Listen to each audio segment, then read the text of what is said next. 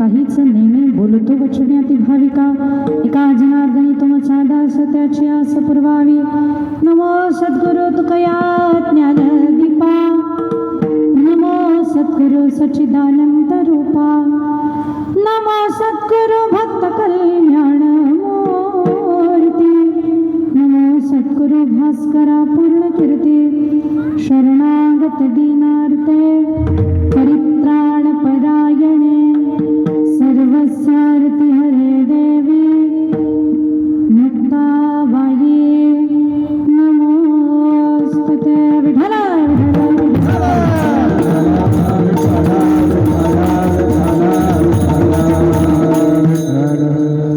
आज आपण सर्व मंडळी परात्पर अखिलेश्वर अकारण करुणा वरुणारे भक्तवांच्या कल्पतरू रुक्मिणी प्राणसंजीवन महाराष्ट्राचा आराध्य दैवत षड्गुण ऐश्वर्य संपन्न पंढरपूर निवासी श्रीमंत श्री पंढरीश परमात्म्याच्या कृपाशीर्वादाने त्याच्या छत्रछायेखाली उरण तालुक्यातील शेवाया गावामध्ये तुम्हा सर्वांच्या परिचयाचं कुटुंब ते म्हणजे ठाकूर कुटुंब ठाकूर परिवार आणि या ठाकूर परिवारातील श्री चंद्रकांतजी वसंत ठाकूर आणि सौभाग्यवती सुवर्णाताई चंद्रकांत ठाकूर यांचे ज्येष्ठ चिरंजीव श्री वैष्णव चंद्रकांत ठाकूर यांचा 30 तारखेला शुभविवाह संपन्न झाला आणि तत्प्रित्यर्थ आजची ही सत्यनारायणाची पूजा ज्यांच्याशी विवाह झाला त्या सौभाग्यवती नेहाताई वैष्णव ठाकूर आणि या कुटुंबामध्ये भावी उमेदवार स्वराजदादा चंद्रकांत ठाकूर यांच्या घरामध्ये असणारी ही वास्तुशांतीची त्याचबरोबर लग्नाची पूजा अशा दोन्ही पूजेच्या निमित्तानं आजच्या दिवसाची कीर्तन सेवा माझ्यासारख्या अल्पज्ञानी पामराच्या वाट्याला आली हे मी माझं परमभाग्य समजते. खरं तर उरण तालुक्यामध्ये पूजेचं कीर्तन मी पहिल्यांदाच करते आणि खरं तर हा नवीन पायंडा पडावा. पूर्वीच्या काळी चांगल्या गोष्टी घरात घडत असताना कार्यक्रम सुद्धा चांगलेच ठेवण्याची परंपरा होती. काही जण म्हणतील आता तर वरातीला पण कीर्तन करतील, केली पाहिजे. लग्नाची सुरुवात चांगली करायची म्हणल्यावर वरातीला कीर्तन नको का? तिथं लोकांना पाते पाजण्यापेक्षा हरिनामामृत पाजा, त्यांचा संसार सुखाचा होईल. इथं आल्यानंतर आजची पूजा आहे, आजपासनं हे नवदाम्पत्य वैवाहिक जीवनाला सुरुवात करणार आहे. तर त्यांना कोणीतरी सांगितलं पाहिजे, बाबा संतांनी संसार कसा केलाय तसा तुमचा व्हावा यासाठी प्रयत्नशील राहा. पण त्यांना संतांचा संसार जर माहितीच नसेल तर ते कसा संसार करतील. आज या घरामध्ये आलेल्या सुनबाईनं, नवीन स्नुषा जी आहे, तिनं असं म्हणलं पाहिजे की आज इथं आलेले जे संत आहेत ते माझ्यासाठी माझ्या मायबापाप्रमाणेच आहे. माझे सासू सासरे हे माझ्या मायबापाप्रमाणे आहेत आणि माझ्या संसाराला तुमच्या सगळ्यांची कृपा आज मला गरजेची आहे. म्हणून तिनं आज म्हणलं पाहिजे, लाडके लेकरं संताची, लाडके लेकरं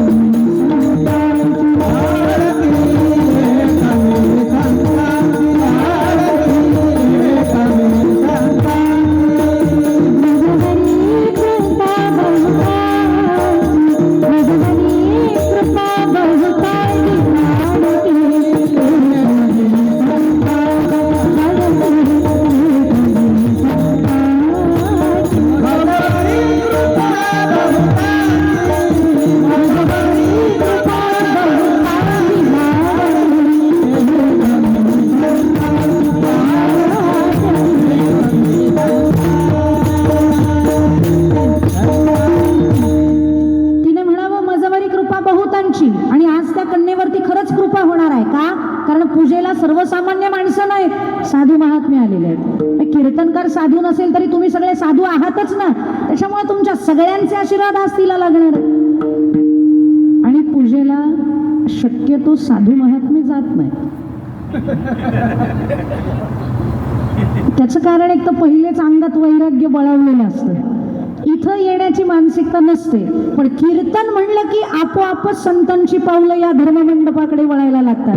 त्याच्यामुळे या दाम्पत्याचं काहीतरी पूर्व पुण्य तुका म्हणे होता ठेवा तो या भावा सापडला, म्हणून त्यांच्या पूजेत इत्यर्थ कीर्तन आहे.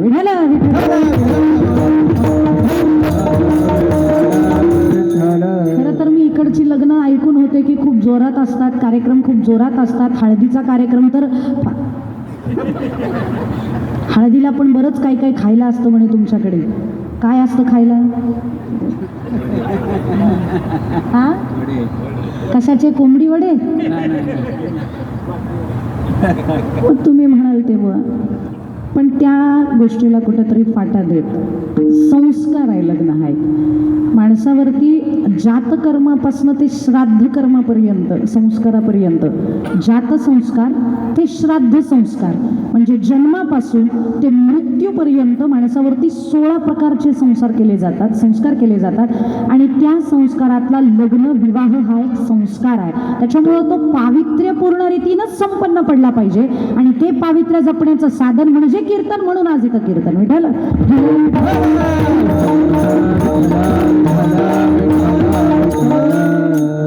कीर्तन आज आहे म्हणल्यावरती थोडंसं त्यांनाही संसाराबद्दल थोड्याशा गोष्टी कळल्या पाहिजेत. संसारातनं खरं तर कीर्तनकार प्रत्येकच जण अशा पद्धतीनं कीर्तन करतो की संसारातनं मन उडावं. पण आज जर असं कीर्तन केलं तर तुम्हाला वाटायला नको, नसतं ठेवलं तर बरं झालं असतं. त्याच्यामुळे संसार हा कुठल्या जीवाला चुकलेला नाही बरं का. पण तो संसार करत असताना तो सुखाचा होण्यासाठी जीवानं काय केलं पाहिजे त्याच्या आज महत्वाच्या काही टिप्स तुम्हाला देते आणि एका तासात माझं कीर्तन उरकते. विठाला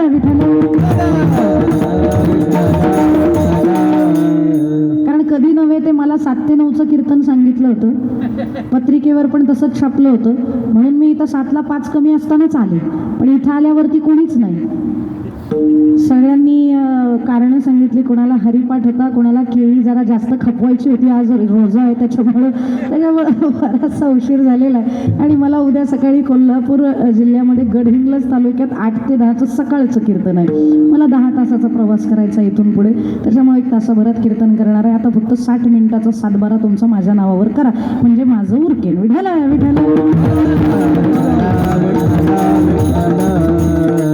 जीव जन्माला आला ना, ज्या दिवशी जन्माला येतो त्या दिवशी त्याचा संसार चालू होतो.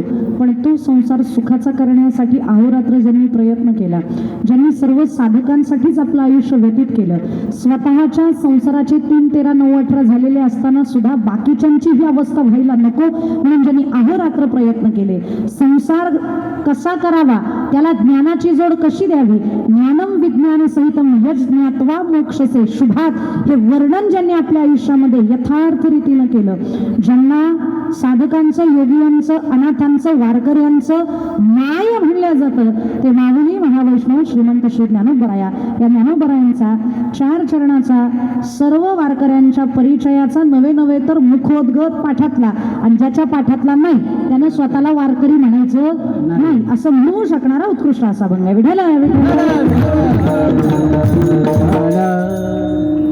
ज्ञानोबा म्हणतात, तुम्ही लग्न केलं म्हणजे संसाराला लागले असं समजू नका. पोटासाठी वणवण करायला लागले की तुम्ही संसाराला लागले. भूक लागली म्हणून ज्या क्षणाला बाळ पहिल्यांदा आरोळी टाकतं ना आपल्या मायमाऊलीला, पहिल्यांदा ते रडायला लागतं ना, आई भूक लागली आहे, त्याला बोलता येत नाही पण त्याच्या रडण्यातनं ती त्याची व्यथा मांडतं. त्या दिवसापासून त्याच्या संसाराची सुरुवात होते. फक्त लग्न हा संस्कार झाला म्हणजे संसार चालू झाला नाही, तर तुमचा जन्म झाला, तुम्ही या मृत्यूलोकात प्रवेश केला, मग तुम्ही लग्न करा नाहीतर न करा, तुमचा संसार चालू आहे. म्हणून ज्ञानोबांचा विवाह हा संस्कार नाही, पण तरी ज्ञानोबा म्हणतात की मला संसार सुखाचा करायचा आहे. आणि तो एक संसार नाही हो, मृत्यू लोकातला संसार सुखाचा नाही, त्रैलोक्यातला संसार सुखाचा करायचा आहे. पण त्रैलोक्यामध्ये टेहाळणी केली ज्ञानोबांनी, आणि ज्ञानोबांना कळलं सुखी कोणी नाही. जो देखे सो दुखिया बाबा, सुखिया कोई नाही रे, राजा दुखिया प्रजा दुखिया.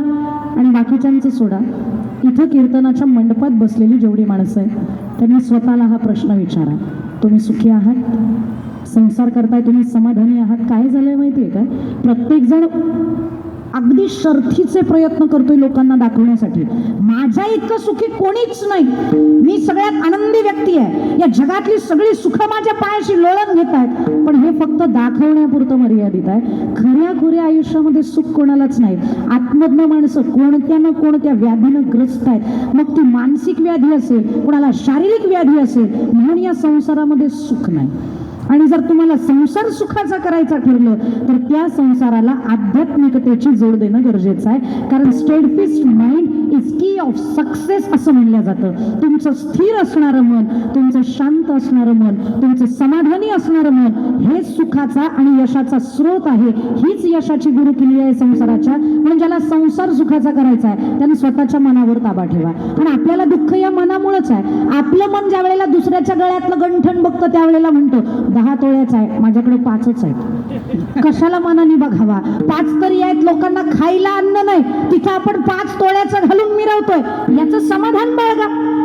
पण तरी सुद्धा काही ठिकाणी ही वाईट अवस्था आहे. लोकांना सकाळी जेवण केलं तर दुपारी मला भाकर मिळते की नाही या बाबत अडचण आहे, या बाबतची काळजी आहे. पण आपण 3 वेळेला पोटभर खातोय, आपण खाऊन गावातली 4 जण आपल्या अन्नावर जगतील एवढं भगवंतांनी आपल्याला दिलेलं आहे. आपण सुख मानलं पाहिजे की नाही, पण आपलं मन सुख मानत नाही, कारण मन आपल्यापेक्षा वरिष्ठाकडे बघत असतं. म्हणून मनानं कधी वरिष्ठाकडे बघू नये, मनानं कनिष्ठाकडे बघावं. आणि ज्यानं कनिष्ठाकडे बघायला सुरुवात केली त्याला कळेल की मी किती सुखी आहे. कधीतरी चौकात भीक मागणाऱ्या भिकाऱ्याला बघा, तो काय म्हणत असतो माहितीये का, जास्त काही नको, मला फक्त एका वडापावापुरते पैसे द्या, मला 10च रुपये द्या, तेवढ्याचं मी काहीतरी खाईन. बऱ्याच लोकांना वाटतं की ती त्यांची स्ट्रॅटर्जी असते, त्यांना मिळत असतं, पैसे कमवण्याचे धंदे आहेत. पण सगळेच जण धंदा करतात असं नाही. बऱ्याच जणांच्या पोटाची आग शमवण्यासाठी सुद्धा ते करतात. आणि माझं खोटं वाटत असेल तर कधी जर अशा चौकात गेलात की जिथं जास्त भिकारी आहेत, त्या लोकांना त्यांना सांगा, तुला भूक लागली आहे ना बाबा, तुला पैसे देणार नाही पण माझा डबा देतो. जर आनंदाने ते हो म्हणले ना तर मग विचार करा त्याच्यापेक्षा आपण सुखी आहोत की नाही. तो आनंदानं आपला डबा खातो, आनंदानं जेवण करतो, पण आपण मात्र त्याच्याकडे बघून हा कधी विचार करत नाही की त्याला हेही मिळत नाही जे माझ्या नशिबात 3 वेळेला खायला आहे. आणि ज्या दिवशी या गोष्टीनं या पद्धतीनं माणूस विचार करेल त्या दिवशी माणूस सुखी होईल. पण जर तुम्ही म्हणाल त्याच्याकडे मर्सिडीज, त्याच्याकडे वोल्वो, त्याच्याकडं स्कॉडा, त्याच्याकडं फॉर्च्युनर, कधी सुख नाही लागणार. पण ज्याच्याकडे हे सगळं आहे तो तरी सुखी आहे का?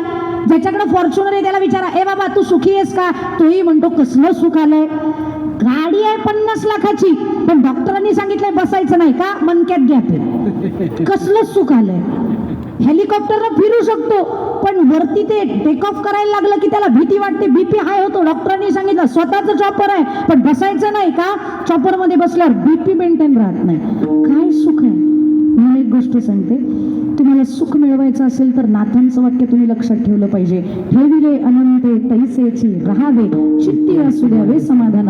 पण याचा अर्थ असा नाही की तुम्ही काहीच करू नये.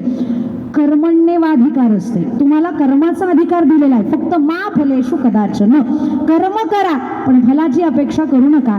कर्तृत्व मद आणि फलाशा ज्याने सोडली त्याचा संसार सुखाचा. विठ्ठल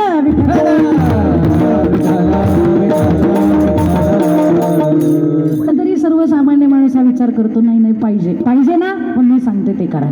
जो देऊ शकतो ना त्याचं भजन करा. या जगामध्ये जो देण्यासाठी समर्थ आहे तो एकच आहे. कोण? ज्याला तुकोबराय शरण जातात. ऐसा तू समर्थ ब्रह्मांडाचा धर्म हे जाणली शरण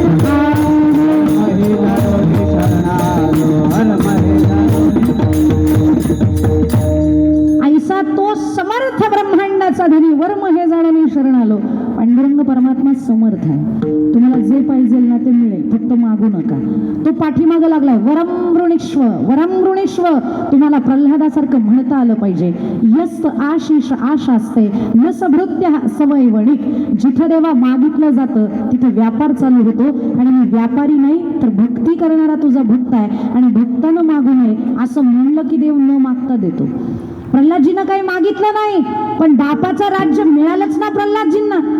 हिरण्यकश्यपू नंतर दुसराही एखादा राक्षस बसवता आला असता पण प्रल्हादजींना बसवलं, न मागता दिलेलं राज्य. प्रल्हादजींना प्रेम सुख दिलं. काय अजून लागतं संसाराला? आणि संसाराचं हे गमक लक्षात ठेवा.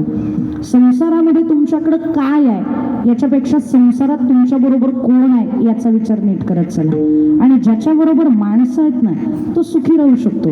नाही तर घरं मोठमोठ्यांनी झाली आहेत पण त्या घरामध्ये राहिला जर एकही माणूस नीट नसेल, जर तुम्ही दोघच जण राहत असाल, आई एकीकडं बाप एकीकडं, अशी जर अवस्था असेल, काय तुम्हाला तो बंगला सुख देणार आहे? त्याच्यामुळे सुखासाठी आपल्या बरोबर माणसं असली पाहिजे. आणि माणसं बरोबर ठेवायची असतील तर तुम्ही त्यांना प्रेम दिलं पाहिजे. या जगामध्ये सुखी होण्याचा मंत्र म्हणजे प्रेम सुख द्या. आणि हे तर भगवंताकडनं मागायचंय. प्रेम सुख दे, प्रेम सुख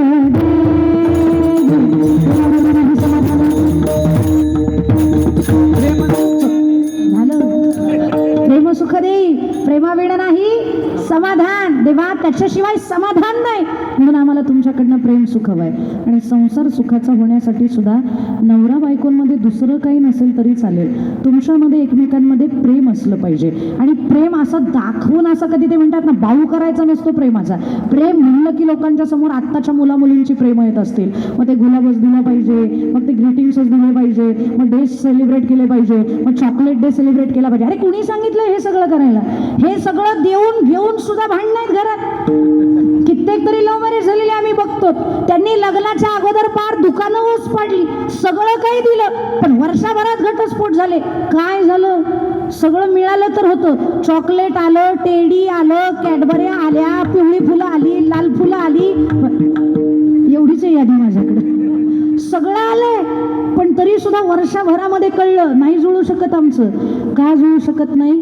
कारण तुम्ही अख्खा लाडू आहे ना, अख्खा लाडू लग्नाच्या अगोदरच संपवला.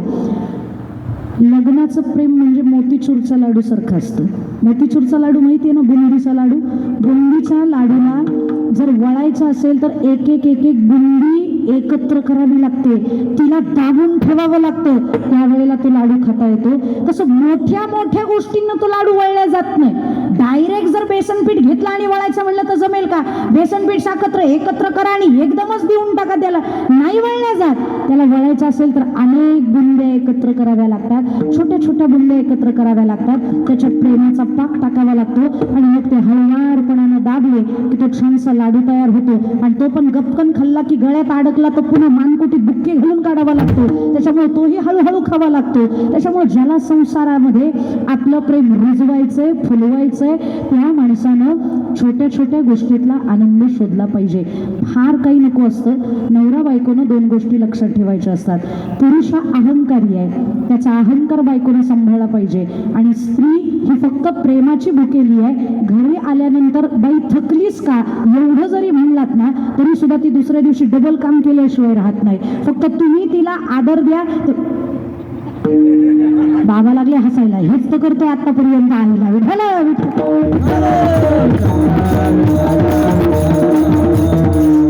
बाईला तुमच्या सोन्या नाण्याची, खरंच स्त्रीला संसार करत असताना तुम्हाला सांगू का, तुमच्या संसारात अडचण आली ना तर ती बाई आपला सोन्याचा डबा डायरेक्ट नवऱ्यासमोर ठेवते. मोडा, विका, पण आपल्या संसाराला व्यवस्थित रुळावर आणा. जर तिला संसारामधलं सोनंच प्रिय असतं तर तिनं अडचणीच्या वेळेला ते तुमच्या समोर दिलं नसतं. का? तिला त्या सोन्यापेक्षा नवरा महत्वाचा असतो. ती म्हणते सोनं गेलं तरी चालेल पण सोन्यासारखा नवरा अडचणीत आला नाही पाहिजे. मग जी तुमच्या संसाराचा इतका विचार करते, तिच्यावरती प्रेम करणं, तिला आदर देणं एवढं तुम्हाला जमणार नाही. म्हणून बायकोला प्रेमाची अपेक्षा आहे, ते प्रेम द्या. आणि नवऱ्याला फक्त आदराची आणि त्याचा अहंकार सांभाळला पाहिजे याची अपेक्षा आहे. या दोन गोष्टी जुळल्या की संसार सुखाचा. विठ्ठल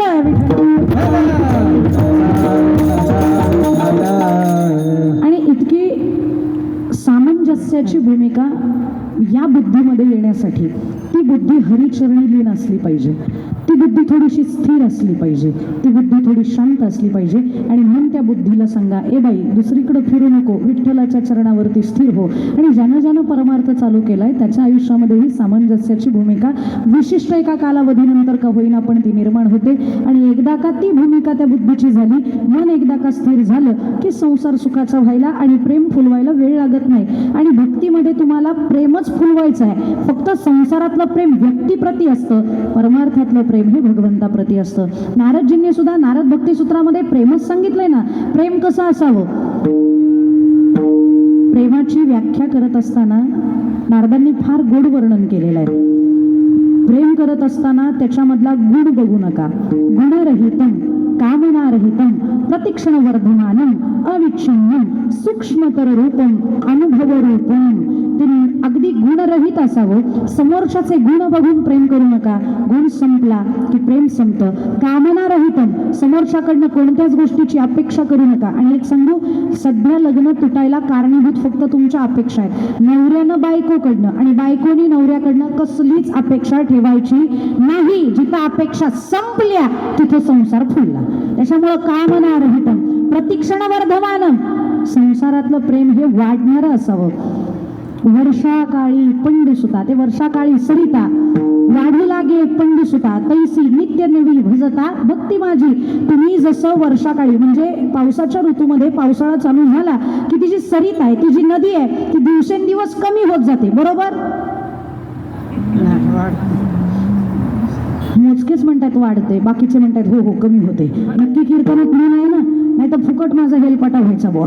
जाणं येणं एवढंच व्हायचं माझं. लक्ष द्या फक्त कीर्तनामध्ये. पावसाळ्याच्या दिवसामध्ये रोज सरिता वाढत जाते, नदी वाढत जाते. तसं भगवंतावरचं प्रेम एकमेकांबद्दलचं वाढत जावं आणि त्याला भक्ती म्हणतात. तोच फॉर्म्युला जर तुम्ही संसारात वापरला, रोज तुमचं एकमेकांवरचं जर प्रेम वाढत गेलं, फुलत गेलं, खुलत गेलं तर तो संसार सुखाचा होईल. म्हणून प्रतिक्षण वर्धमानम अविच्छिन्नम, एकावरतीच करावं, संतत धार करावं, धार अखंडित ओघ चालियला नित्य असं प्रेम असावं. अविच्छिन्न सूक्ष्मतर रूपम, ते सूक्ष्म असावं. बाजार मांडू नये कधी प्रेमाचा. प्रेम न कळता नजरेतनं कळतं, न बोलता नजरेतनं जे प्रेम कळतं त्याला तर प्रेम म्हणतात. नाहीतर काही ना म्हणावं लागतं, माझं तुझ्यावर किती प्रेम आहे माहिती आहे का, तुला कळतच नाही, तुला किती बोलून दाखवते. अगं काय गरज आहे बोलायची? बोलू नको. तुझ्या डोळ्यातली नरमाई बघितली ना तरी त्याला कळलं पाहिजे की माझ्या बायकोला काय अपेक्षित आहे. म्हणून ते सूक्ष्मतर रूपम असावं आणि अनुभव रूप असावं. याचंच मराठीत ट्रान्सलेट तुकोबांनी केलेलं आहे. प्रेम नये सांगता दाविता बोलिता अनुभव चित्ता चित्त जाणे. आणि हे प्रेम संसारात आलं की संसार सुखाचा. विठ्ठल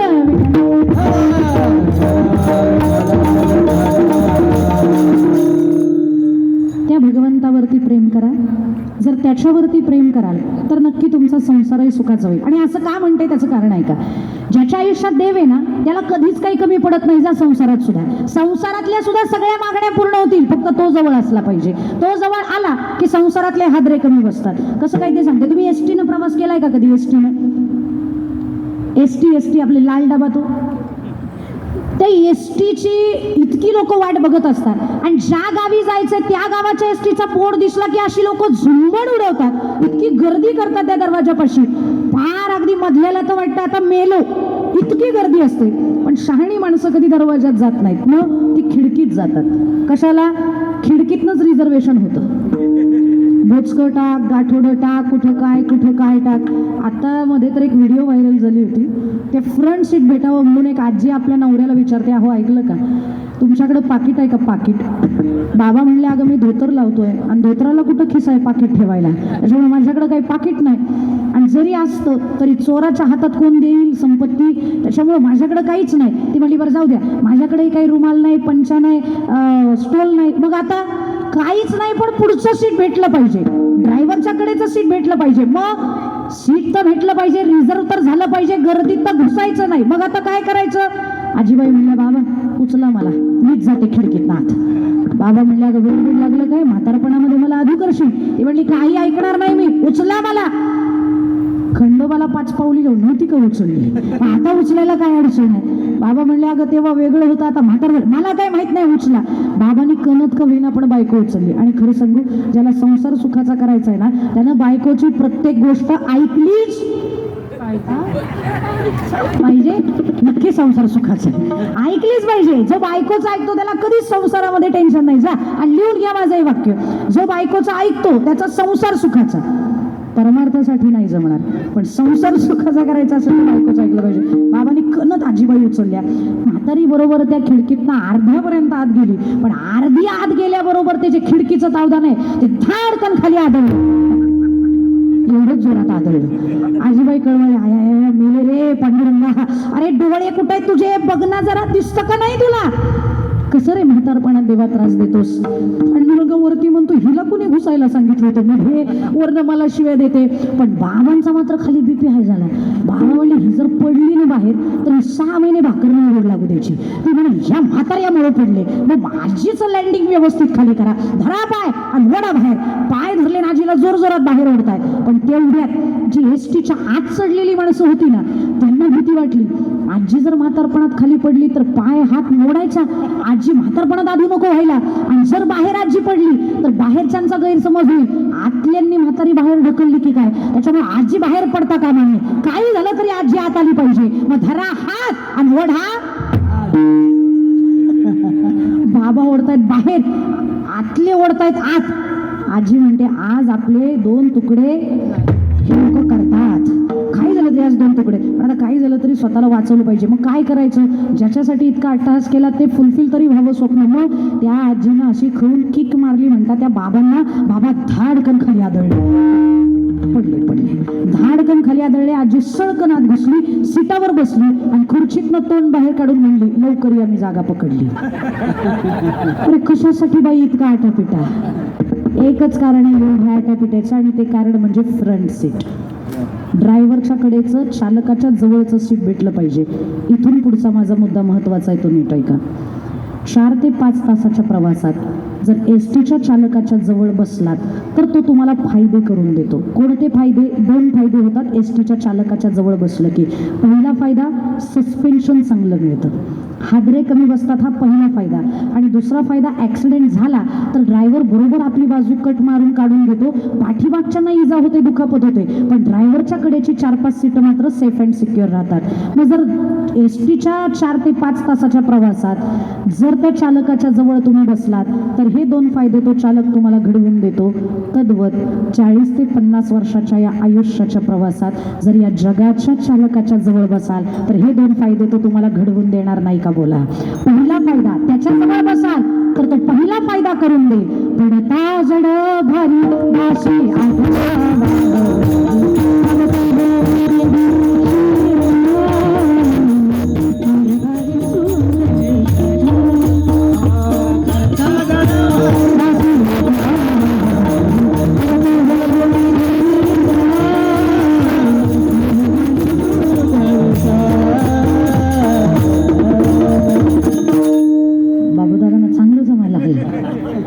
पडता जड भारी दासी आठवावा हरी, मग तो होऊ ने दिशी आड खाली सुदर्शन. कित्येकांकडे आलाय, प्रल्हादाकडे एका क्षणात आला. त्यानं 1 सेकंदात हाक मारली. बापाला विचारलं, अरे सगळ्यांनी मारून बघितलं, तू मरे ना, आज मी तुझा अंत करणार, बोलव तुझ्या नारायणाला, सांग त्याला मी मारायला लागलोय, कुठे तुझा नारायण? प्रल्हादजी म्हणताय, सर्वत्र आहे. मग खांबात आहे का? आहे. नात घातली, घातल्याबरोबर एका क्षणात हाके सरसी उडी, सरसी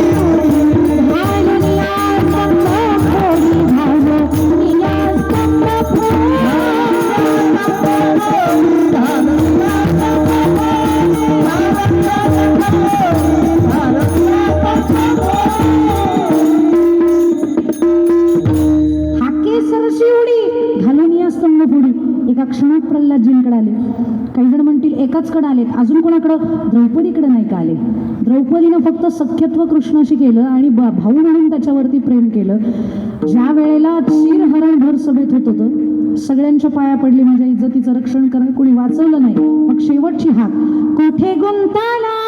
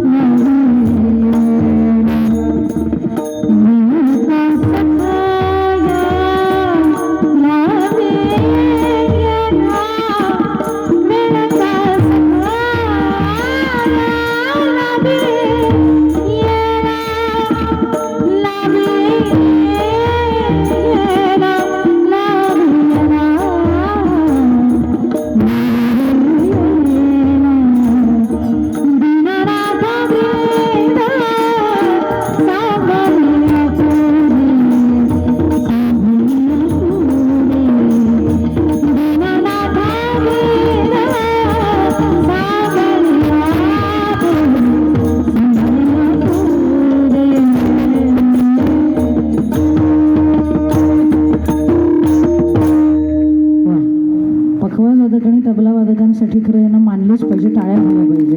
गोड वाजवतात. वाजवणारे दोन तसे 3 जण खूप मोठे, इंद्र, रावण आणि शंकर. इंद्राचं काय आपल्याला विचारात घ्यायचं नाही, कारण तो कीर्तनच नाही वाजवत, तो नर्तनच वाजवतो. त्याच्यामुळे इंद्र जाऊ द्या, पण 2 वादक फार मोठे आहेत, एक रावण आणि एक शंकर. तबला हे सात्विक वाद्य नाही आहे, तबला हे तामसी वाद्य आहे. पण वाजवणाऱ्याची वृत्ती सात्विक असेल ना तर तो गोड वाजतो, तसं तुम्ही आज वाजवताय. आणि गोड वाजतो तबला सुद्धा, नाहीतर तबला असा कडकड करतो, पण आज नाही कडकड करत आहे, तो शांत पद्धतीने वाजतोय, कारण वाजवणारा सात्विक आहे. आणि ओंकार दादांचं तर काही बोलायचंच नाही, फार गोड हात आहे दादा तुमचं. वाजवणारे आजकाल नुसता दादा दादा दादा दादा एवढंच वाजवतात, पण तुमचा तीर कीट सुद्धा कळावा इतकं सुंदर तुम्ही वाजवता. आणि वाजवणारे 2 जण आहेत ना, त्याच्यातल्या रावणांचं वाजवणं थोडंसं तामसी आहे. आजकालचे 99% वाजवणारे तामसीच वाजवतात. रावण ज्या वेळेला वाजवायचे त्यावेळेला ते बोल नव्हते वाजवत, ते मंत्र वाजवायचे. आणि तो मंत्र कोणता असायचा? ते शंकराचे भक्त, म्हणून ते शंकर स्तुती वाजवायचे पखावाजावरती. आणि कोणती स्तुती असायची, काय मंत्र असायचा तो ऐका, जटाटवी जनक कनक प्रवाहता विकस्थले हे वलंब लंबितां भुजंग तुंग मालिका मट्ट मट्ट मट्ट मट्ट नाद वट्ट मर्वय चकार चंड तांडव तनोतुना शिवा शिवा शिवा. हे ऐकलं तरी सुद्धा ऐकणाऱ्याला वीरश्री निर्माण व्हावी असं ते शंकर तांडव स्तोत्र होतं. पण ज्या वेळेला शंकर पखावज वाजवायचे त्यावेळेला त्यांचं उपास्य राम, मग ते रामस्तुती वाजवायचे. पण ते कोणता मंत्र वाजवायचे तोही सांगते ऐका. श्री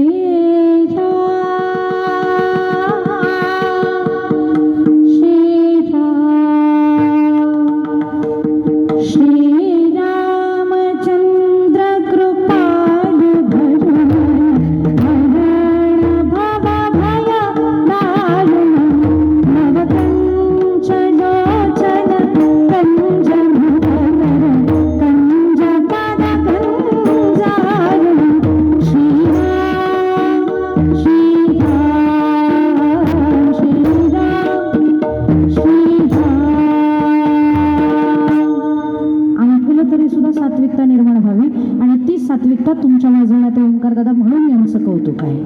पडता जड भारी दासी आठवा हरी मग तो होऊन देशी आड घाली सुदर्शन. त्याच्याजवळ झालं तर तो कधी अडचणी नाही येऊ देत. किती जणांच्या दूर केल्या. काल नाथ षष्ठी झाली, नाथांच्या घरी काम करायला माणूसच भेटेना. का? कारण नाथ माणूस चांगला नाही असं तत्कालीन ब्राह्मण म्हणायचे. नाथ गाढवांना पाणी पाजतात गंगेचं, नाथ अस्पृश्याला पाणी पाजतात गंगेचं, नाथ मुसलमानाच्या पाया पडतात. त्याच्यामुळे नाथांच्या घरी कोणी काम करणार नाही. गावाने फतवा काढला, मग कोण काम करायचं नाथांच्या घरी? शेवटी देवानं विचार केला, अरे तुम्ही करू नका, मी आहे ना. देवानं कामं केली माझ्या नाथांच्या घरी. श्री एकनाथा सदनी माधवजी सर्व कामे ही करे तो, स्वकरे चंदन घासी गंगेचे पाणी कावडी परीतो. स्वतः चंदनाचा गंध उघडून द्यावा, कावडीनं पाणी भरावं, झाडलोट करावी. श्रीखंड्या म्हणून काम देवानं केलं, घरची झाडलोट भगवंतानं करावी. काय करावं देवानं अजून भक्तासाठी? तुकोबांसाठी बोंबल्या विठोबा झाला. माहिती असेल, इथं खोपोलीच्या इथं सासगाव म्हणून गाव आहे. तुकोबा मिरच्या विकायला आले होते. तिथं गावकऱ्यांनी फुकट नेल्या, पैसेच दिले नाही. मग तुकोबांच्या बायकोचा धाक तुकोबांना. तुकोबा म्हणले आता देऊला नाही जायचं, आता कडेकडीनं पंढरी गाठायची, बायको काय घरात घ्यायची नाही. पण तुकोबांची काळजी पांडुरंगाला. पांडुरंगानं विठोबात साखर बनवून अख्ख्या सासगावातनं वसुली केली. पण एक पहलवान वसुलीच देना, एक पोतं मिरच्याची. मग त्या पांडुरंग परमात्म्यानं टेकडीवर जाणं केलं. त्या सासगावच्या कडेला टेकडी आहे, तिथं गेले आणि बोंबा मारून सगळ्यांना ओरडून सांगितलं, ऐका हो ऐका, तुमच्या गावचा पहलवान माझ्या तुकोबाची वसुली देत नाही, आणि जर त्यानं वसुली दिली नाही तर तुमच्या गावकऱ्यांच्या नावानं या झाडाला लटकून मी गळफास लावून घेणार आहे. काही करा पण मला पैसे द्या. तर पहलवान काय पैसे देणार? शेवटी गावकऱ्यांनी वर्गणी गोळा केली आणि त्या मिरच्याच्या पोत्याचे पैसे दिले. पहलवान गावकऱ्यांनीच मारला, पण देवानं बोंबा मारल्या म्हणून त्या विठोबाला काय म्हणतात? बोंबल्या विठोबा. तिथं मी कीर्तनाला गेले आणि तिथल्या मंडळीनं विचारलं, का हो तुमच्या विठोबाला बोंबल्या विठोबा का म्हणतात? ते म्हणले तिथं बोंबलाचा बाजार भरतो म्हणून म्हणतात. बोंबलाचा बाजार भरतो म्हणून नाही, त्याला तिथं बोंबा मारल्या म्हणून तो बोंबल्या विठोबा. देवानं चाकराचं काम करावं. नातांच्या घरी चाकरी केली, तुकोबांच्या घरी चाकरी केली. शेण्या माहितीत? शेण्या जनाबाईच्या शेण्यात थापू लागला. तो शेणात हात घालावा का देवानं? पण जनाबाईच्या त्या शेणा देवानं थापू लागल्या, गोळा करू लागला, कलवड रचू लागला. काय काय पर जनाबाईची वेणी फणी माझ्या पांडुरंगानं करावी. काय काम करावं त्यांनी अजून आपल्यासाठी? दासीपुत्र कन्या विदुराच्या रक्षित दैत्या घरी रक्ष प्रल्हादासी शर्म रंगू लागे रविदासा संगे कबीराचे मागे शेले विणी सजन कसाया विकू लागे माळ्या सावत्यास खुरपू लागे नरहरी सोनारा घडू फुंकू लागे सोख्या मिळे संगे ढोरे उडी नामयाची जनी सवे वेची शिणी धर्मा घरी पाणी वाहे झाडी नाम्या सवे जेवी नव्हे संकोचित ज्ञानियाची भिंत अंगे उडी अर्जुनाचे रती होय हा सारथी भक्षिपोहे प्रीती सुदाम्याचे गवळीयांचे घरी अंगे गाई होई द्वारपाळ बळी द्वारी झाला. एवढा अभंगबास उरलेला तुम्हाला ग्रहपाठाला, कारण माझ्याकडे वेळ कमी आहे. एवढी कामं देवानं केलीत, आपली कामं करणार नाही का? आणि एक लक्षात ठेवा, हे अख्खं जग आहे ना त्याच्या नियंत्रणात आहे. त्याच्यामुळं आपल्या आयुष्यात काय घडवायचं हे सगळं त्याच्या नियंत्रणात असल्या कारणानं तुम्ही त्याचे व्हा. तुका म्हणे त्याचे व्हा रे देव तुमच्या मरणी मरे. अंबऋषीचे सोशी गर्भवास देवाला जन्म मरण कशाला लागत होतं? पण अंबऋषीचे 10 अवतार देवानं स्वतःवर ओढवून घेतले आणि जन्म मृत्यू सुद्धा पत्करलं. इतकी कामं त्यानं केलेली आहेत. आपल्या संसारातली कामं त्यानं करावी असं वाटत असेल ना, तर फक्त हे लक्षात राहू द्या, या जगात पान जरी हलायचं असेल ना तरी त्याच्या सत्तेनं हलतं. त्याच्यामुळे आपलाही संसार सुखाचा करायचा की नाही हे सूत्र त्याच्या हातात आहे, म्हणून त्याला आपलंच करा. विठ्ठल विठ्ठल.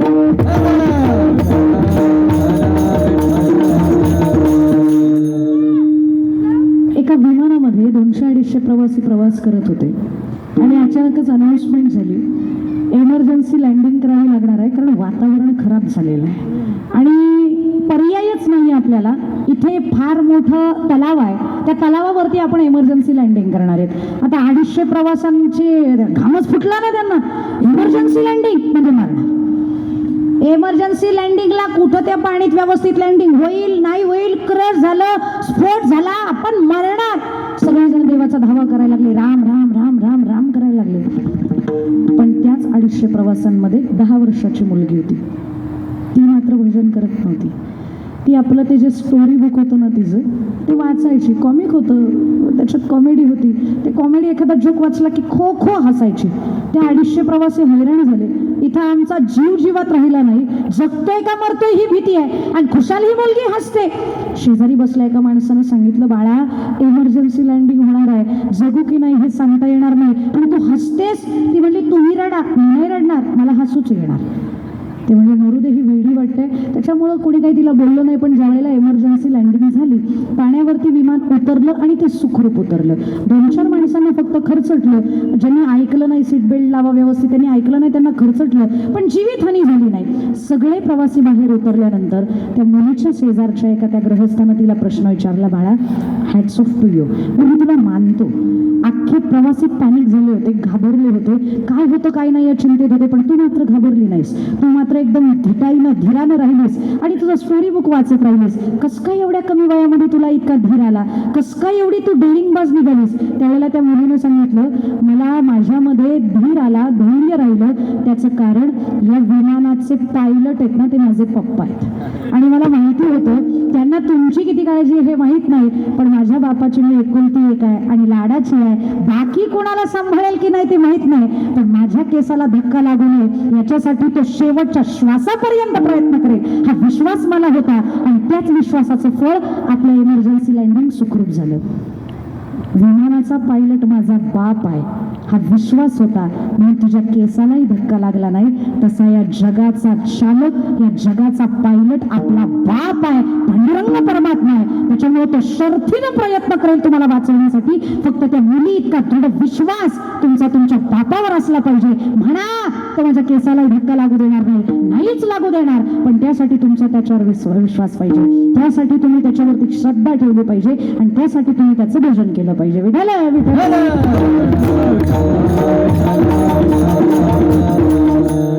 आणि ज्याच्या आयुष्यात तो त्याला काही कमी नाही. काही जण म्हणतील प्रल्हादजींकडे एका क्षणात आला, द्रौपदीकडे 10 क्षणात आला. हे ऐकल्यावर मग लोक तयार होतील, मग आमच्याकडे 1 मिनिटात आला तरी चालेल, 10 सेकंदात येणं म्हणजे फार नाही, आम्ही आत्ता भजन करू, लगेच येईल. थांबा, घाई करू नका, पहिले तयारी करा, साधना करा, कारण मोजक्याच लोकांकडे तो लवकर आलाय. एक असं उदाहरण आहे, 1.5 युग वाट बघितली तरी आला नाही, कृतयुगात वाट बघायला चालू केलं होतं, त्रेतायुग आलं तरी आला नाही. आणि आयुष्यभर त्या भक्ताचा एकच प्रश्न, आश्रमात कधी रे येशील, आश्रमात कधी रे येशील, ही माझी प्रार्थना, रामा रघुनंदना, रामा रघुनंदना, रामा रघुनंदना, रामा रघुनंदना. आयुष्य गेलं रामा, एवढंच करती आहे. रामा रामा रटते रटते बीते रे उमानिया, रघुकुल नंदन कवोगे दिल के डगरिया. रामा रामा रटते रटते बीते रे उमानिया. रामा, आयुष्य गेले तुझं भजन करता करता, एकदा तरी भेट द्यायला नक्की आहे. आणि तिच्या इतकी तळमळ ज्याच्या अंतकरणात निर्माण झाली ना, त्याच्या आयुष्यात राम आले म्हणून समजा. इथं जमलेल्या लोकांना एक सांगते, कीर्तनं नुसती ऐकायची नसतात, कीर्तनात ऐकलेल्या भक्तांच्या चरित्रातले भाव आपल्या जीवनात उतरावे लागतात, तेव्हा त्या कीर्तन ऐकण्याचा फायदा आहे. शबरीसारखं कधीतरी वाटू द्या अंतकरणाला, राम येतील माझ्या घरी. एक म्हातारी पळत आली शबरी माईकडे आणि ती म्हणते, ए शबरी माई, आयुष्य गेलं माझं, मी बघतीये तुला. लोक म्हणतात माझ्या पणजीच्या वयाची तू, माझी पणजी मेली, आजी मेली, आई निवर्तली, 4-5 वर्षात आता मी मरेन, पण तू मात्र जशास तशी. माई, मरायचं नाही तुला, मरायचंय ग, पण एक काम राहिलंय म्हणून जिवंत आहे. काय काम राहिलंय? पण राम येण्याची वाट बघती आहे. ज्या दिवशी राम येतील त्या दिवशी मरेल.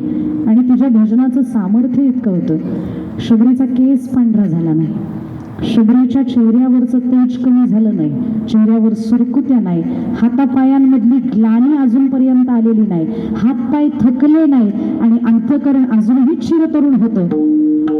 भजन करणाऱ्यामध्ये हे सगळे गुण येतात. आमच्या पण भजन करणाऱ्यांचे केस पांढरे होत नाहीत होत, आठवड्याला डाय करतात, पण शबरीचं मात्र तसं नाही. खरंच भजनामुळे केस पिकेना, चेहऱ्यावरचा टवटवीतपणा जशाच तसा. मग विचारलं तिनं, कधी राम यायचे आणि काय करशील राम आल्यावर, काय काम आहे रामांकडं? तिने सांगितलं, काय करणार आहे राम आल्यावर माहिती आहे, ऐक. राम आएंगे तो अंगना सजाऊंगी,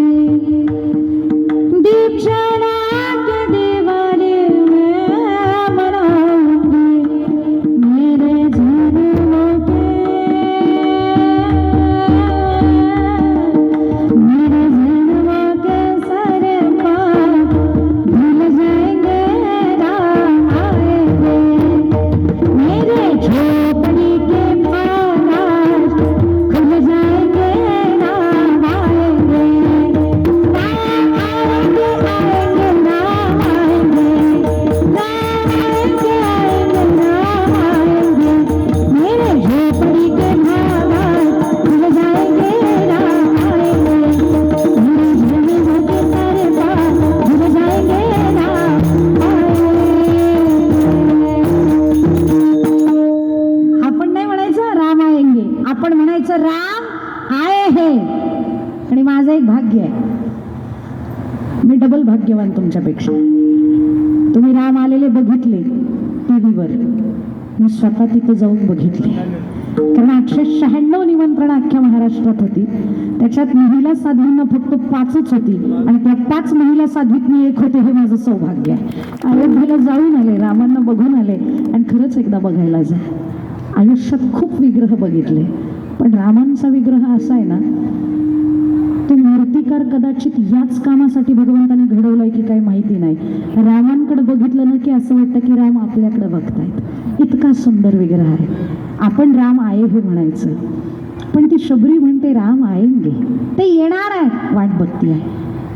मी एवढंच करशील, स्वतःचं घर सजवशील? नाही, अख्ख्या गावकऱ्यांना सांगणार आहे, सजा दो घर को गुलशन सा मेरे प्रभु राम आए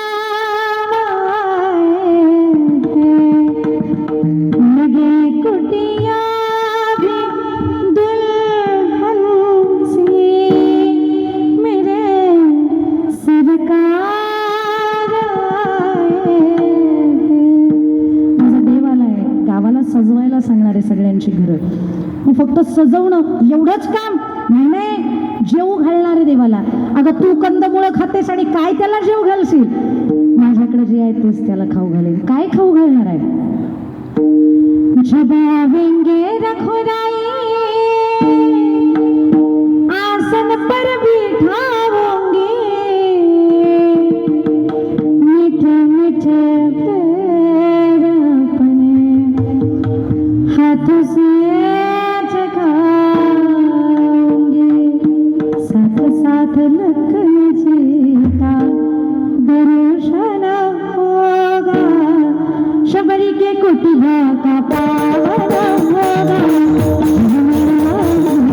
पावन होगा, शबरी के कुटिया का पावन होगा,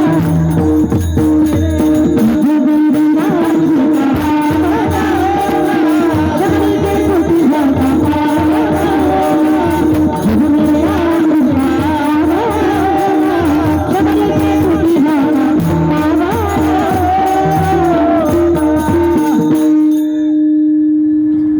श्रीराम तुमच्या आयुष्यात येतील ना, तुमच्या राहत्या घराची पावनता निर्माण होईल की नाही माहीत नाही, पण या कुटियाची पावनता झाल्याशिवाय राहणार नाही. आणि ही कुटी पावन व्हावी म्हणून रामांना बोलवा.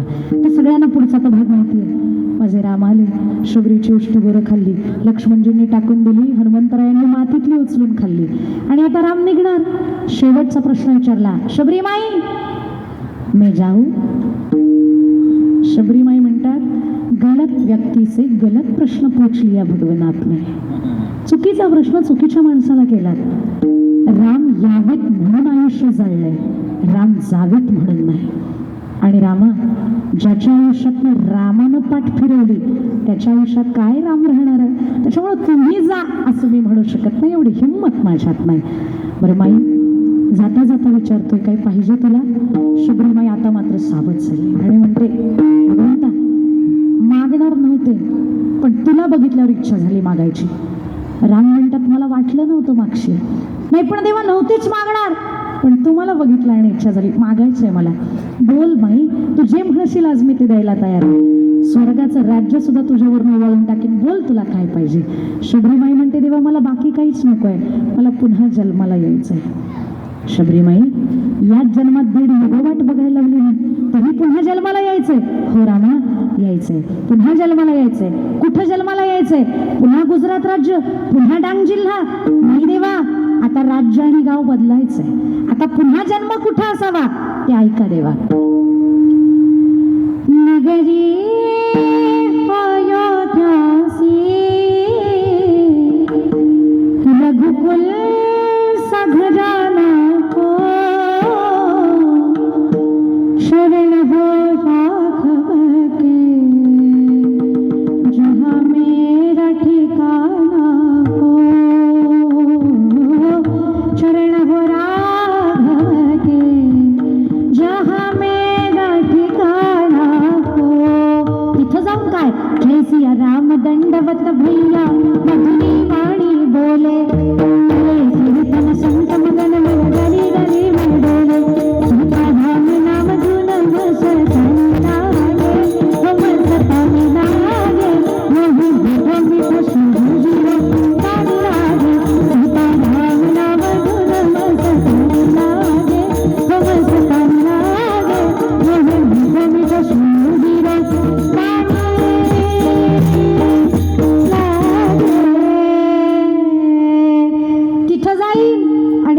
रामांचं भजन करेन. तुकोबा हेच तर म्हणतात की हो, घेईन मी जन्म याचसाठी देवा तुझी चरण सेवा साधावया. तुका म्हणे गर्भवासी सुखे घालावे आम्हासी, प्रत्येक जन्मात गुण गाई नावडी हेच माझी सर्व जोडी. रामाने विचारलं, मी भेटलेला आनंद त्यापेक्षा आनंद भक्तीत जास्त आहे. त्यावेळेला शबरीमाईनं उत्तर दिलं, हो देवा, साध्य भेटल्यानंतर जो आनंद झाला, रामा तुम्ही भेटल्यानंतर जो आनंद झाला ना, त्यापेक्षा लाखपट आनंद तुम्ही येण्यासाठी कराव्या लागणाऱ्या भक्तीत मला मिळत होता. आणि तो आनंद मला मुकवायचा नाही, म्हणून मला पुन्हा जन्माला यायचं आहे. ही अवस्था आपली निर्माण व्हावी, त्या दिवशी संसार सुखाचा. विठ्ठल विठ्ठल.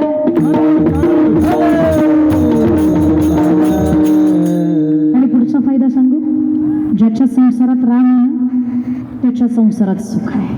म्हणून सुख जर मिळावं असं वाटत असेल, सध्या तर सुख नाही, आता सध्या तर रामदास स्वामी तुम्हाला विचारतायत, जगी सर्व सुखी असा कोण आहे? विचारे मनात तूच ईश. You all not answerable to कीर्तनकार, not answerable to Ramdas Swami, not answerable to your god, but answerable to yourself. या प्रश्नाचं उत्तर मला देऊ नका, स्वामींना देऊ नका, देवाला देऊ नका, पण स्वतःला तर द्या.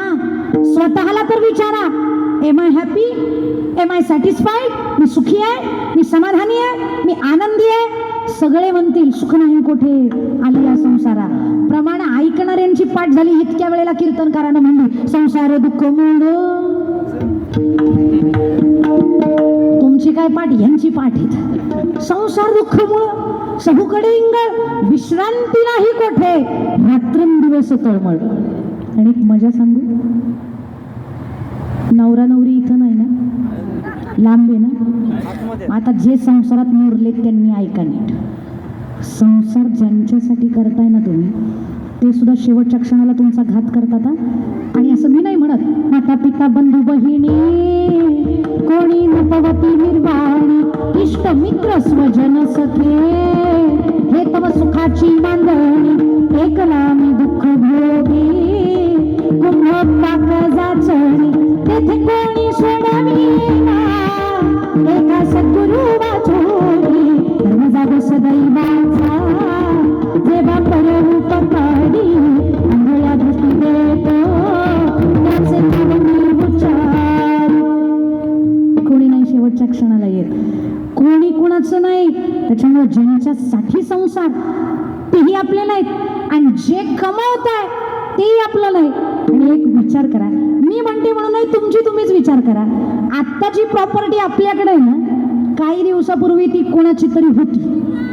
आपण इथं आहोत ना, म्हणजे बर्थ टू डेथ, जन्म ते मरण, एवढ्याच कालावधीत ती आपल्याकडे असणार आहे. अँड आफ्टर डेथ, आपल्या मृत्यूनंतर तुम्ही ठरवलं जरी असेल ना मुलांच्या नावावर करायची, तरी त्यानं ज्याच्या नावावर करायची ठरवली ना, ती त्याच्याच नावावर होणार आहे. जर त्याच्या मनात असेलच नाहीच तुमच्या मुलांच्या नावावर प्रॉपर्टी जाऊ द्यायची, पोरांना बिघडवी, विकायला लावी, भलत्यालाच त्याच्यावर राज्य करायला लावी. त्याच्यामुळं त्यानं ठरवलंय ना, त्याच्याकडेच ती प्रॉपर्टी जाणार आहे. आपण आनंदात राहायचं. BOT तत्वावर वापरायला मिळाली आहे. Built, operate and transfer. बांधा, वापरा आणि हस्तांतरित करा. आपलं काहीही नाही. आणि जर कळलं असेल तर कीर्तन झाल्यावर निघा माझ्या बरोबर. बोलणं सोपं आहे हो, करणी करताना अवघड आहे. पण हे जरी नाही तुम्हाला करता आलं, लगेच त्यागू नका. पण कमळाच्या पाकळीवरती पडणाऱ्या दवबिंदासारखं आयुष्य जगा. तो दवबिंदू पानावर तर असतो, पण त्या दवबिंदूला माहिती असतं कधी आपल्याला जागा खाली करावी लागेल माहित नाही. पान हल्लं, आपला खेळ संपला, आपल्या नावावर काही राहणार नाही, आपल्याला मातीमोल व्हावं लागणार आहे. असं आयुष्य जर जगत असेल ना, पाण्यावर राहायचं, पानात राहायचंय, पण विलग राहायचंय, अलिप्त राहायचंय. हे जमून घ्या, हे शिकून घ्या. आणि हे ज्याला कळलं तो सुखी आहे. आणि तुम्हाला सुख मिळवायचं असेल तर त्यासाठी एकमेव पर्याय आहे. सुखालागी करीसी तळमळ, तरी तू 500 कोटीची FD कर एक वेळ. पैसा पैसा पैसा पैसा कमवू नये या मताची मी नाही. पैसा असलाही पाहिजे, पण अतिपरिचयात वज्ञा संतत गमनात अनादरो भवती, मये भुल्लपुरंद्री चंदन तरुकाष्टमिंदरम कुरुते. पैसा गरजेपुरता असावा. ज्याच्याकडे अति झाला तो त्याला उर्मट बनवतो, आणि जो भिकेला लागलाय तोही स्वाभिमान नाही तर तो अहंकारी बनतो. पण गरजेपुरता असावा, नसावा असं नाही, पण गरजेपुरता असावा. पण तो सुख देईल ही अपेक्षा ठेवू नका. विठ्ठल आणि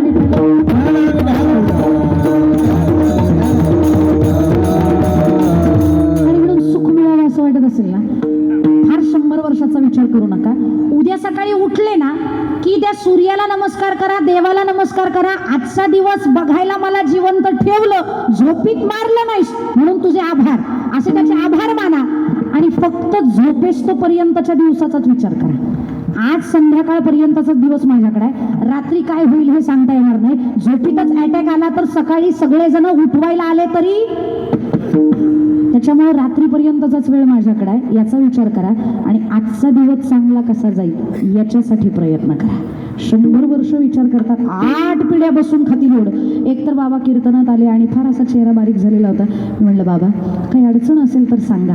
आम्ही सांप्रदायिक माणसं त्याच्यावरती लगेचच इलाज करू शकत नाही, पण पर्यायी व्यवस्था काय आहे का त्याला ते सांगू शकतो. काय एवढा चेहरा पाडलाय. त्यांनी सांगितलं बाई काही कमी नाही माझ्या संसाराला, माझ्या 10 पिढ्या बसून खातील एवढं माझ्याकडं. म्हणलं मग टेन्शन काय. म्हणे 11वी पिढी काय खाणार याचं टेन्शन आहे. काय करावं या बाबाला. अरे त्या 10 पिढ्या बघायलाच तू नसणारे, कुठं 11व्या पिढीचा विचार करतोय. त्याच्यामुळे आजच्या रात्रीपर्यंतचा दिवस सुखी गेला पाहिजे. आणि हेच रामदास स्वामींनी मनाच्या श्लोकात सांगितलेलं आहे. तुम्हाला दिवस सुखाचा घालवायचा आहे ना, तर सकाळची वेळ तुमची सकारात्मक गेली पाहिजे.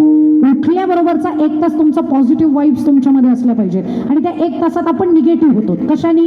उठल्या उठल्या वर्तमानपत्र, उठल्या उठल्या व्हॉट्सअप, उठल्या उठल्या TV आणि ह्या सोशल मीडियावरती कधीच सकारात्मक बातम्या दाखवल्या जात नाही. तुम्ही उद्यापासून ट्राय करा. उठल्याबरोबर TV लावा. यांची युती तुटली, पहाटेचा शपथविधी झाला, कधी झाला कळलंच नाही. भीषण अपघातात 25 ठार, गोदामाला लागली आग, 50 जण तिथं जळून राख. हे ज्या वेळेला मनावरती बिंबतं ना, ते संस्कार मनावरती दिवसभर राहतात आणि मन दिवसभर त्याचाच मग चोथा काठ्याकूट करत राहतं. म्हणून सकाळी उठल्याबरोबर पहिल्यांदा, पूर्वीची लोक वेडी नव्हती आपली, उठल्याबरोबर प्रातःविधीला जावं, दंतधवन करावं, स्नान करावं, देवपूजा करावी, ग्रंथ जो तुम्हाला आवडत असेल तो वाचावा आणि मग घरातल्या सगळ्यांच्या पाया पडून नाश्त्याला बसावं आणि मग तुम्हाला काय जगरहाटी करायची ते करा. त्या ग्रंथ वाचनाचा फायदा काय होतो माहितीये का. जो माणूस सकाळी उठल्याबरोबर हे सकारात्मक विचार वाचतो, त्याच्या डोक्यावरती ते संस्कार पडतात, बुद्धी त्याचा विचार करते, मन त्याला पुन्हा पुन्हा तेच सायकलिंग करत राहतं, हेच विचार घोळत राहतात. आणि म्हणून सकाळी उठल्याबरोबर प्रभुरामाचं किंवा पांडुरंगाचं भजन करत चला. आणि हेच रामदास स्वामी मनाच्या श्लोकात, साधा श्लोक आहे, लहानपणी शाळेत शिकलेलो आहेत आपण. प्रभाते मनी राम चिंतित जावा, पुढे वैखरी राम आधी बदावा, सदाचार हा थोर सांडून येतो, जीवितो चितो मानवी धन्य होतो. आणि माझे तुकोबा सुद्धा हेच सांगतात ना, एकच करा. नामदेव महाराज म्हणतात, एकतरी ओवी अनुभवावी,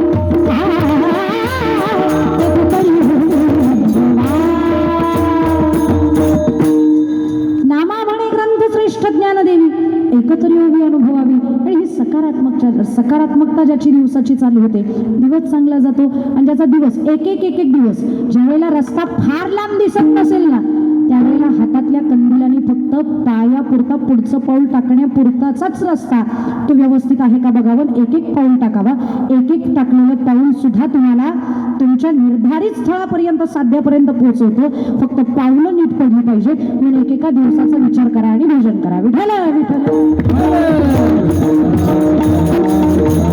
आणि म्हणून सुख मिळवायचं असेल तर सुखरूपाचं भोजन करा. सुखरूप कोण. सुखरूपाईसा दुजा कोणी सांगा, माझ्या पांडुरंगा सारी खातो, सारी खातो, माझ्या पांडुरंगा सारी खातो, सारी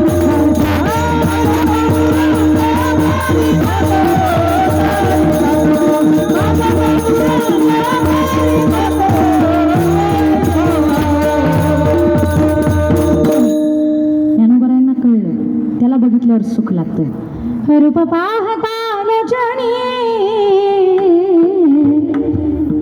सुख झाले हो साजणी, सुख झाले हो साजणी, विठ्ठला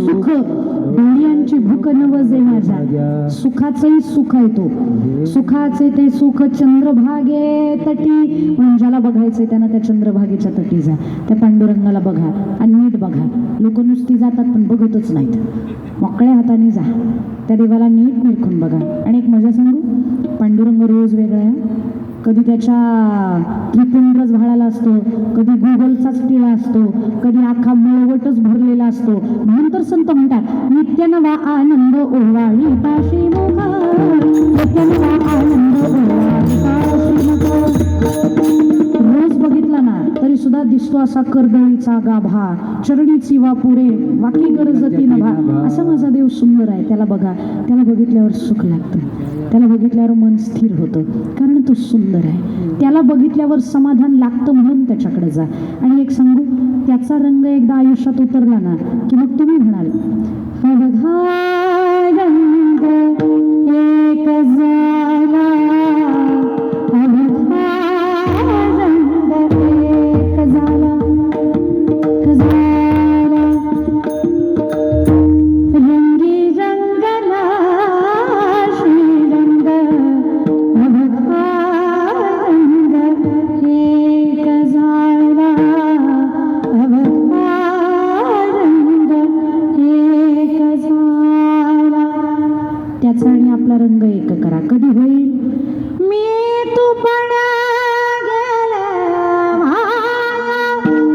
सदा समाधीस्थ काया वेळ संपलाय माझा त्याच्यामुळे आता वाढवत नाही मी तू पण जाऊ दे दुरी एकची घोंगडी पांघरू हरी कानोबा तुझी घोंगडी चांगली असं म्हणा काही जण म्हणतील त्याला बघितल्यावर कसं काय त्याच्या रंगाचे आपण हो त्याचा रंग कोणता आहे विठ्ठलाचा रंग कोणता सावळा काळा आणि काळ्या रंगात कोणताही रंग मिसळा तो रंग रंग राहतच नाही तो हा ते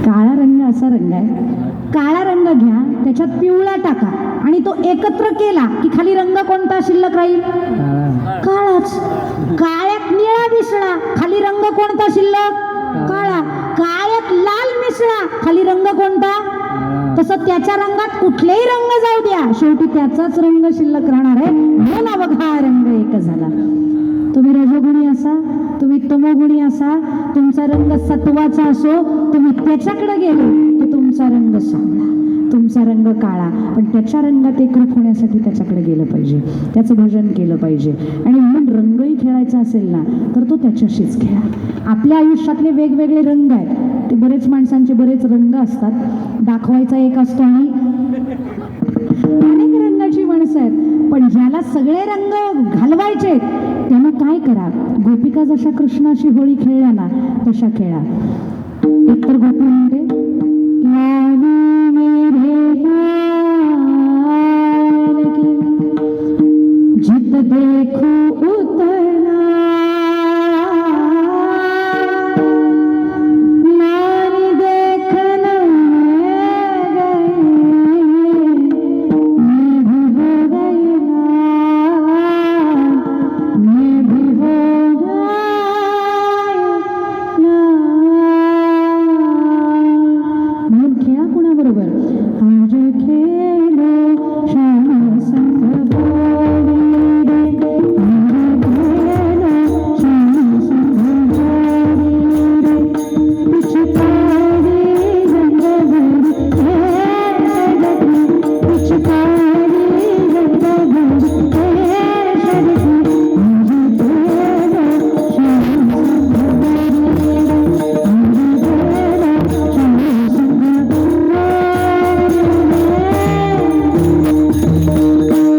रंग खेळायचा आहे तर तो त्याच्याशीच खेळा आणि त्याच्या रंगात एक रंग झाला तुमचा की मग तुमच्या रंगामध्ये एकच नामचिंतन राहील आणि ते कोणतं ते म्हणजे भजन रंग आणि तो भजन रंग तुम्हाला त्याच्यापर्यंत पोहोचवतो हा नाद रंग हा भजन रंग इतका उत्कट आहे तुम्ही भजनात रंगले ना की तुम्हाला दुसरं काही आठवणार नाही पण एक सांगू भजन करताना लोकांदेखत करत जाऊ नका लोकांदेखत भजन केलं की डोळे उघडून बघावं लागतं कोणाला चांगलं वाटतंय कोणाला आवडतंय भजन एकटे करा लोकांसाठी भजन नसावं त्याच्यासाठी भजन असावं भजन करताना कधीही डोळे उघडे ठेवायचे नाहीत भजन करताना जिथं आपला कपाळाचा मध्य भाग आहे तिथं आपल्या आराध्य उपास्याचं तोंड दिसलं पाहिजे आणि मग भजन एकांतात करा. तुकोबराय म्हणतात ना, येणे सुखी रुचे एकांताचा वास. ही गुणदोष अंगा येत म्हणून वृक्षवल्ली आम्हा सोहरे वंशजे, वृक्षवल्ली आम्हा सोहरे वनाचर पक्षी सुस्वरे आवेदी. वृक्षवल्ली आम्हा सोहरे वंशजे, वृक्षवल्ली आम्हा सोहरे वनाचर. एकांतात भजन करा. काळ सारावा चिंतने एकांतवासी गंगा स्नाने. आणि भजन कोणतं करा? देवाच्या पूजने प्रदक्षिणा तुळशीच्या. भजन कोणतं करा? लक्ष्मी शारंग देर सीतापती रघुवीर राधा गोविंद, राधा गोविंद रघुमाई पांडुरंग. तरी तुम्हाला वाटत असेल फार झाले हे 4-4 जण, अजून कमी करा.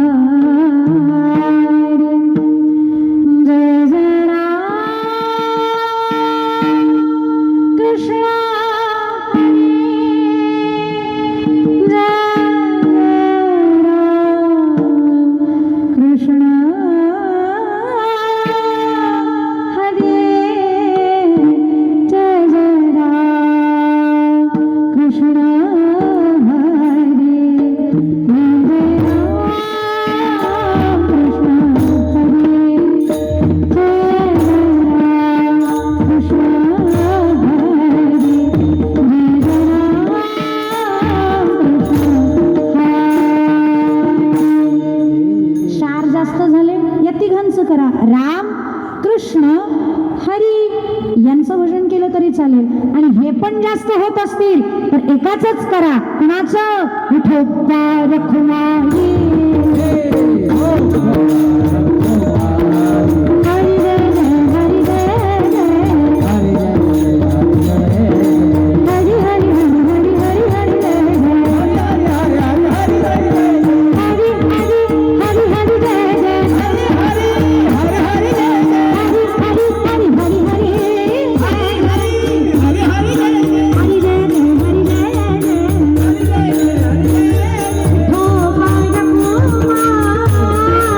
Oh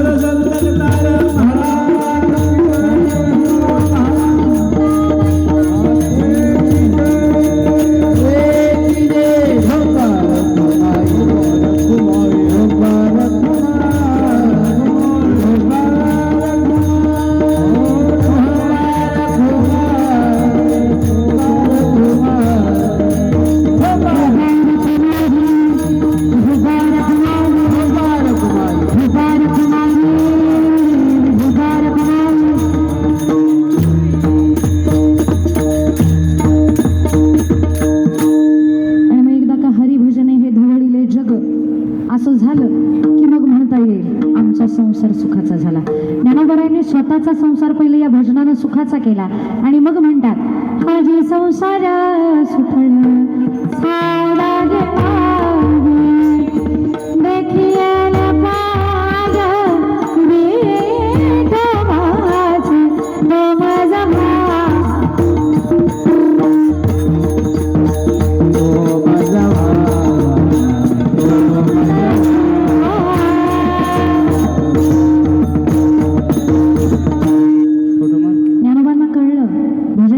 संसार सुखाचा होतोय, आता माझा झाला बाकीच्यांचा करायचा आहे ही प्रतिज्ञा ज्ञानोबा भंगाच्या प्रथम चरणात घेतात.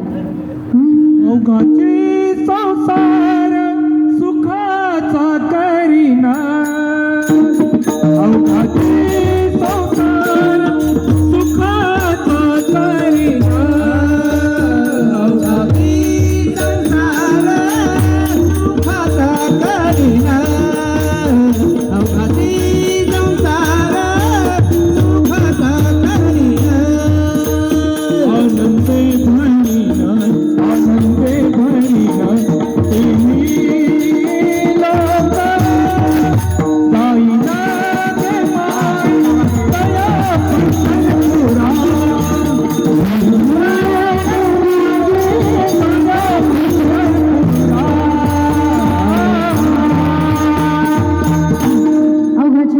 सुखाचा करीन आनंदे भरीन तिन्ही लोक. आणि मग तो सुखाचा करण्यासाठी काय करावं लागेल, मग जाईन गे माये तया पंढरपुरा, भेटेन कुठं माहेरा. तुमचं काय संबंध माहेर म्हणायचं, पण ज्याला माहेर नाही ना त्याच्यासाठी माहेर पंढरपूर आहे. म्हणून कित्येक तरी संत म्हणतात हा पुरा माहेर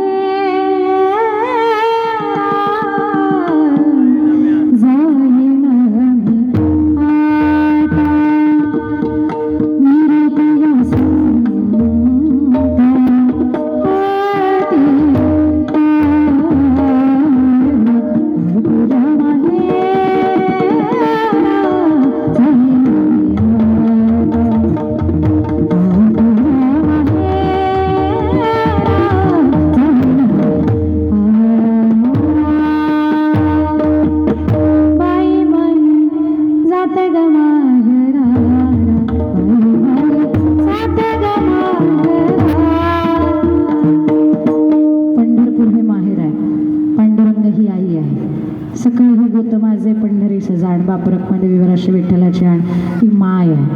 आणि सासूरवाशिणीला आधार फक्त माईचाच असतो, माऊलीचाच असतो, आईचाच असतो.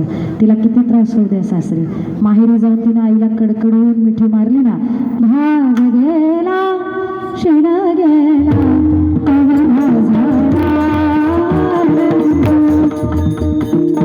हे लेकीचं सुख आहे. पण ज्याला ज्याला संसाराच्या तापे तापलो मी देवा असं म्हणावं लागतंय ना, त्याने एकदा तरी पंढरीला जा. त्याला बघा, त्याला बघितलं ना तरी भाग गेला शिण गेला. आणि त्याला बघितलं कोठे थांबे मला,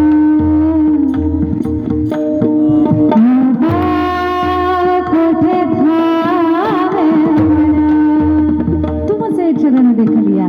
त्याला बघितलं की बाकी कुठं मन जात नाही, आणि त्याला बघितल्यावर सुखही लागतं. मन जाई नगे माये तया पंढरपुरा, भेटे ना माहेर आपुलिया. ती आई विचारेल तुझं दुःख मी दूर करतो, तुझं सुकृत मी भोगतो. त्याला म्हणा नाही. आणि लेकीचं कसं असतं माहितीये का, आई मला त्रास झाला तरी चालेल पण तुझी इज्जत नाही जाऊ देणार. सर्व सुकृताचे फळ मी लाहीन, क्षेम मी देईन पांडुरंगा. तुला सुख देईन पण मी मात्र सर्व माझ्या सुकृताचं जे काही फळ आहे ते मी स्वतः भोगेन देवा.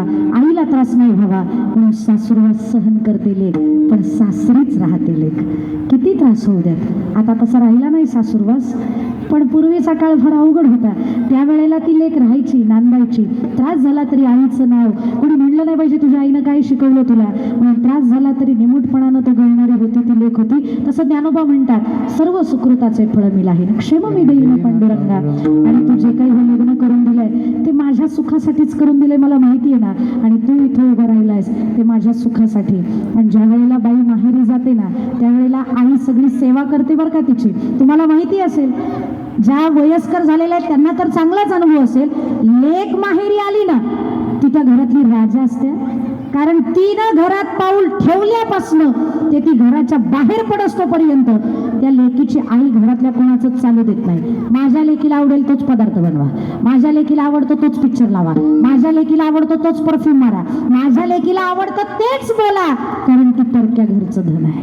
ती जेवढे दिवस इथं राहील ना तेवढे दिवस तिला सुख द्या, कारण तिकडे माझी लेक सुखात राहत नाही. तिला सुख बघायचं असेल तर ती माझ्याकडे येते. म्हणून ज्ञानोबा म्हणतात तसं आमच्या लेकींसाठी तू आमच्या सेवेसाठी तो उभा राहिलेला आहेस. बाप रखमादेवीवर श्री विठ्ठलाचे भेटी आपुल्या सेवेसाठी करून ठेवला. आणि म्हणून सासुरवाद ज्याला जास्त झाला ना त्यानं ताण घालवण्यासाठी जाईन गे माये तया पंढरपुरा भेटन माहेरा आपुल्या. पण एकटे जाऊ नका, जाताना कोणीतरी मुरळी घेऊन जा, मुरळी घ्यायला बोलवा. आणि मुरळी कोण? ज्ञानेश्वर माऊली, ज्ञानराज माऊली, ज्ञानेश्वर माऊली, ज्ञानराज माऊली, महाराज ज्ञानेश्वर माऊली, ज्ञानेश्वर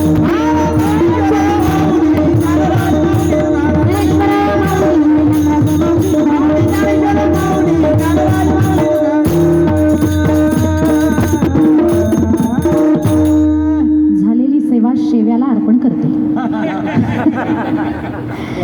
आपण सर्व वारकऱ्यांच्या चरणारविंदावरती ही सेवा अगदी विनम्रतेनं तुमच्या चरणारविंदाला अर्पण करते. या ठिकाणी जी काही जमलेली सर्व गुणीजन मंडळी आहेत, सर्व गायक, सर्व वादक, सर्वांचे ऋण व्यक्त करते, विणेकरी सगळ्यांचे ऋण व्यक्त करते. खरं तर या ठाकूर कुटुंबाचं माझं विशेषत्व, माझ्यावरती विशेषत्वानं प्रेम, त्यात ज्या आमच्या सुवर्णाताई आहेत त्या सुवर्णाताईंचं थोडंसं आधिक्यानं प्रेम. त्याच्यामुळं त्यांनी मला एकदा विचारलं, ताई घरी कधी येणार? म्हटलं तुमच्या मुलाच्या लग्नात. सहज बोलले त्यांनी, खरंच लग्नात नाही तर पूजेला तरी याच. म्हणून पूजेलाच कीर्तन ठेवलं, आशा यायच्या नाही, कीर्तनाला तरी बोलू म्हणून त्यांनी या ठिकाणी बोलवलं. आणि वरमाई खरोखर सुंदर आहे. मला इथं आल्यावर कळलं लग्नात तर प्युअर कोळीनच दिसतो.